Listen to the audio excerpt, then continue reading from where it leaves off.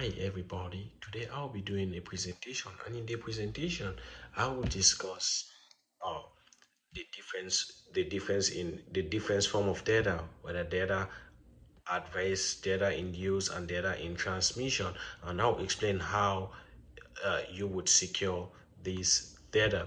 And I'll continue by describing the strategy, this how the strategy changes depending on whether the data is in use, at rest, or in transmission. uh, the topic is all about cybersecurity, and in cybersecurity, one of our major objective is to secure data. So the first thing is data at rest. So what is data at rest? Data at rest is when data is stored on a hard drive or other storage medium. Example is data which is stored in files, data which is stored in a database. Now, how will you secure data at rest? Data at rest, though the data is not actually moving, though you don't have to transfer the data still needs some form of security. So we can do this by encryption. You can encrypt the data on the storage device. You can also uh, implement an access control method which will restrict unauthorized user from accessing the data. The next thing is to uh, you create a good physical security for this device, like your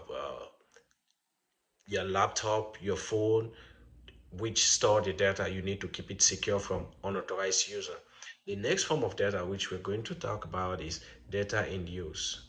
Data is considered in use when it is actually being processed by the user. Example, when you open a document or you are editing a spreadsheet. Now, how do we secure data in use? So we can do this by memory, by implementing a memory protection mechanism, which will prevent unauthorized user from accessing the data in the RAM. You also need to implement endpoint security to protect the endpoint with stuff like antivirus firewall, or other intrusive intrusion detection device systems. Now, the next form of data is data in motion. Data is considered in motion when the data is transmitted between system or between network. That is, the data needs to move from one network or from one system to to another network or to another system. Example is when you send an email, the email needs to leave from uh, one system one system to another system, or from one device to another device. How do you secure data, the data in motion? This can be done by encryption. You can use communication protocols like HTTPS. You can use a secure shell. Then another method of securing it is by use of a VPN.